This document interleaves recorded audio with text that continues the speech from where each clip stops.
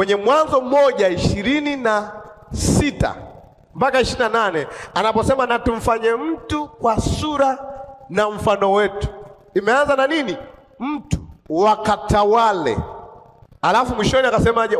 Na kuitiisha nchi. Kwa hiyo kuna nini? Jiografia, nchi. Kwa huyu mtu mwenye sura na mfano wa Mungu ana kazi ya kuitiisha nchi. Maana yake ni kila mahali. Tunaijua ahadi aliyopewa Ibrahimu, inasemaje? Katika uzao wako jamaa zote za dunia watabarikiwa. Mpango wa Mungu ni watu kila mahali, watu.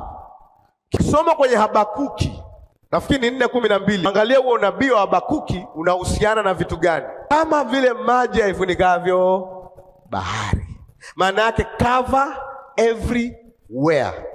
Okay, dunia itajazwa maarifa ya utukufu wake. Angalia, dunia itajazwa maarifa ya utukufu wake. Naomba niulize, maarifa yanakaa kwenye miti. Kwa kuna dunia kujaa, lakini dunia inakuwa imejaa kwa sababu watu wamejawa na hayo maarifa. Kwa sababu wanao occupy dunia ni nani? Watu.